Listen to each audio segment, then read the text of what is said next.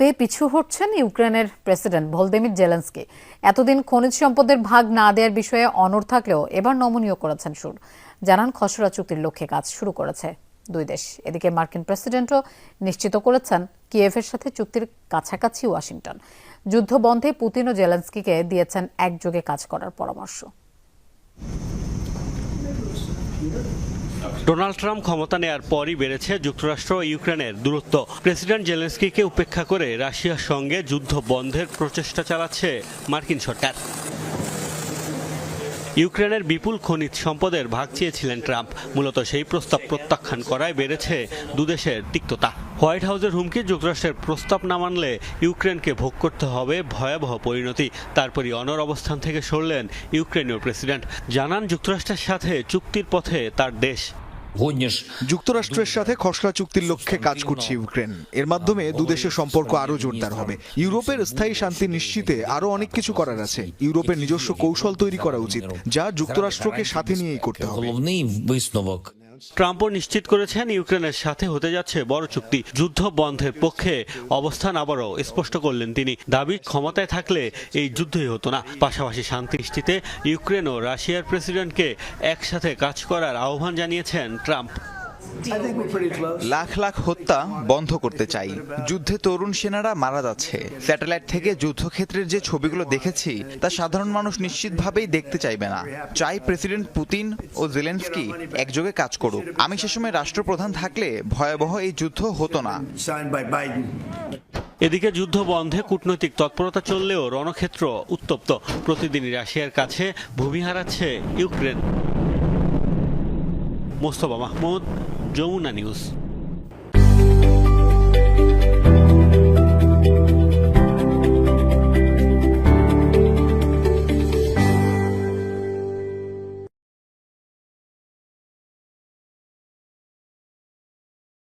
সাভারের আশুলিয়ায় বাড়িতে ঢুকে অভিনেতা আজিজুর রহমান আজাদকে গুলি করেছে দুর্বৃত্তরা। এ সময় আহত হয়েছেন তার স্ত্রীও। তাদের রাজধানীর একটি বেসরকারি হাসপাতালে ভর্তি করা হয়েছে। পুলিশ জানায়, ভোরে রান্নাঘরের জানালা কেটে জিরাবো এলাকায় আজাদের বাড়িতে ঢোকে দুর্বৃত্তরা। এ সময় আজাদের দুই পায়ে 3 রাউন্ড গুলি করা হয়। একই সময় তার স্ত্রীকেও রান্না করার কড়াই দিয়ে আঘাত করে পালিয়ে যায় দুর্বৃত্তরা। চিৎকার শুনে স্থানীয়রা তাদের উদ্ধার করে উত্তরায় শিব ইন্টারন্যাশনাল হাসপাতালে ভর্তি করেন। কী কারণে গুলি করা হয়েছে তা জানাতে পারেনি পুলিশ।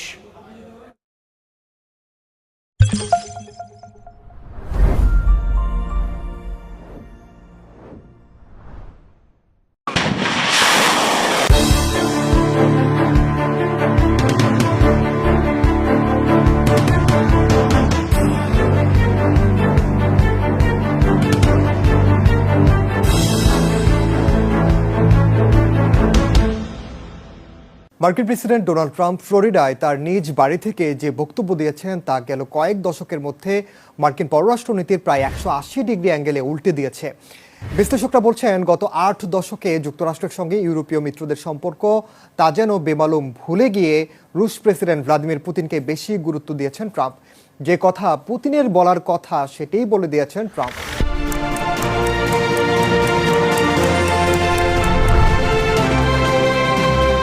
কি বলেছেন আসলে ট্রাম্প? পুতিন নয়, জেলেনস্কিকেই কেন স্বৈরশাসক আখ্যা দিলেন তিনি? জেলেনস্কির বিরুদ্ধে অর্থ আত্মসাতের অভিযোগ কি সত্য? কি বলছে ইউক্রেন, তাই জানাবো এবারের দৃশ্যপটে। সঙ্গে আছি আমি, ওমর ইনান।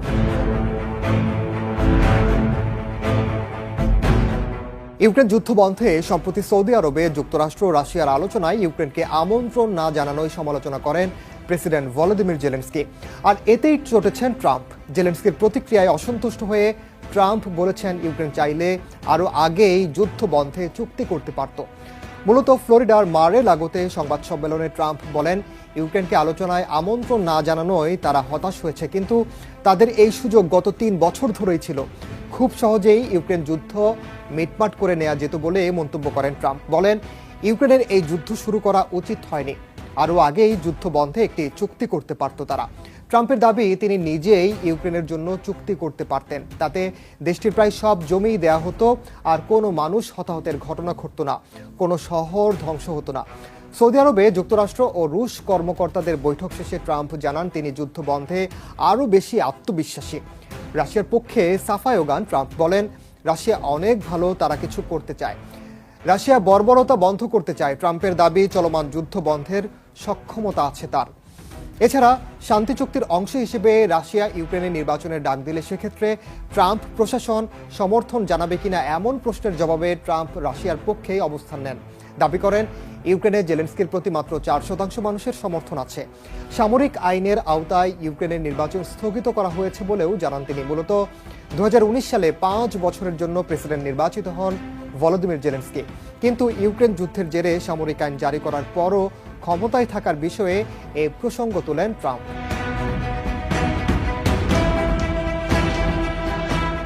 সামাজিক যোগাযোগ মাধ্যম ট্রুথ সোশ্যালে জেলেনস্কিকে নির্বাচনবিহীন স্বৈরশাসক আখ্যা দিয়ে আক্রমণ শুরু করেন ট্রাম্প। তার দাবি জেলেনস্কি বিলিয়ন বিলিয়ন ডলার সামরিক সহায়তার জন্য নানাভাবে বাইডেন প্রশাসনকে প্রলুব্ধ করেছে। আবারও তিনি ইউক্রেনের যুদ্ধ শুরু করা উচিত হয়নি বলে মন্তব্য করেন। শুধু তাই নয়, ইউক্রেনের বোঝা পুরোটা যুক্তরাষ্ট্রের নেওয়া উচিত হয়নি জানিয়ে বলেন ইউরোপের কাঁধেও দায়িত্ব দেওয়া যেত, আর সেজন্য সাবেক বাইডেন প্রশাসনের সমালোচনা করেন ট্রাম্প। গত বছরের ইউক্রেনের নির্বাচন স্থগিত করার সমালোচনা করে ট্রাম্প বলেন ইউক্রেন সামরিক আইনের অধীনে রয়েছে। জেলেনস্কিকে নির্বাচন ছাড়াই একনায়ক বলে অভিহিত করেন। ট্রাম্প বলেন তিনি ইউক্রেনকে ভালোবাসেন, কিন্তু জেলেনস্কি যা করেছেন তা ভয়ানক। তার দেশ ভেঙে গেছে এবং লাখ লাখ মানুষ অকারণে মারা গেছে বলে জানান ট্রাম্প। চলতি মাসেই রাশিয়ার প্রেসিডেন্ট ভ্লাদিমির পুতিনের সঙ্গে বৈঠক হওয়ার সম্ভাবনা আছে বলে জানিয়েছেন মার্কিন president Donald Trump.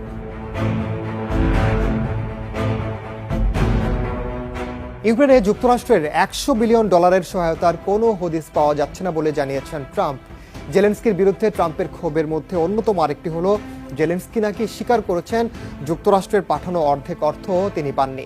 Elon Musk সহ ট্রাম্পের মিত্ররা দুর্নীতি এবং সম্ভাব্য ইউক্রেনীয় অর্থ আত্মসাতের বিষয়ে কাজ শুরু করেছে।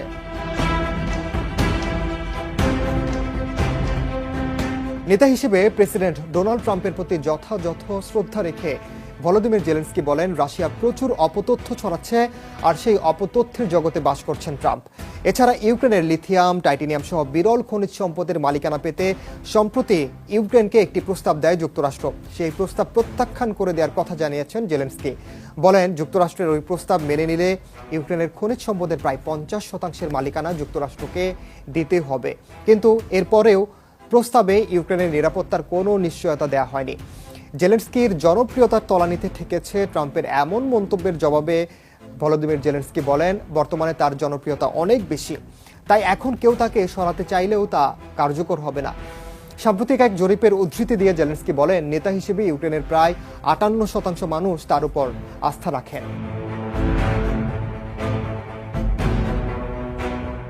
ট্রাম্পের দোষারোপের মধ্যেই ইউক্রেনের পররাষ্ট্রমন্ত্রী বলেছেন কেউ ইউক্রেনকে হাল ছেড়ে দিতে বাধ্য করতে পারবে না। সামাজিক যোগাযোগ মাধ্যম এক্সের একটি পোস্টে ইউক্রেনের পররাষ্ট্রমন্ত্রী আন্দ্রি সিবিহা বলেন ইউক্রেন ইউরোপের আধুনিক ইতিহাসে সবচেয়ে ভয়াবহ সামরিক হামলা এবং মোট 3 বছরের যুদ্ধ সহ্য করেছে। ইউক্রেনের জনগণ এবং জেলেনস্কি পুতিনের চাপের কাছে নতি স্বীকার করেনি। কেউ ইউক্রেনকে হার মানাতে বাধ্য করতে পারবে না, তারা তাদের অস্তিত্বের অধিকার রক্ষা করে যাবে।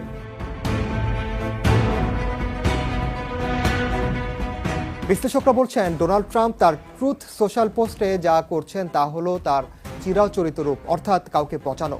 ডোনাল্ড ট্রাম্প আগের পেশার কথা মনে করিয়ে দিয়ে ইউক্রেনের প্রেসিডেন্ট ভলোদিমির জেলেনস্কিকে দমানোর চেষ্টা করছেন, অর্থাৎ জেলেনস্কি ইউক্রেনের প্রেসিডেন্ট হওয়ার আগে একজন কৌতুক অভিনেতা ছিলেন, তাই মনে করিয়ে দিয়েছেন ট্রাম্প। তিনি আরো বলেন যুক্তরাষ্ট্র সফলভাবে রাশিয়ার সঙ্গে এই যুদ্ধের সমাপ্তি নিয়ে আলোচনা করছে, যা শুধুমাত্র ট্রাম্প প্রশাসনই করতে সক্ষম। বাইডেন প্রশাসন কখনো চেষ্টা করেনি উল্লেখ করে সমালোচনা করেন ট্রাম্প। আর এ ধরনের বক্তব্য মার্কিন নীতির একটি অত্যাশ্চর্য পরিবর্তন বলে মনে করেন বিশ্লেষকরা। তারা বলছেন বাইডেন প্রশাসন আগে যা করেছে তা ছিল রাশিয়াকে বিচ্ছিন্ন করা, আর এখন ট্রাম্প প্রশাসন ঠিক উল্টো কাজ করছে। কেবল ইউরোপীয় মিত্রদের জন্য নয়, খোদ যুক্তরাষ্ট্রেও ডেমোক্রেটদের জন্য ট্রাম্পের এ ধরনের সাম্প্রতিক মন্তব্য অস্বস্তিকর বলে মনে করেন অনেকে।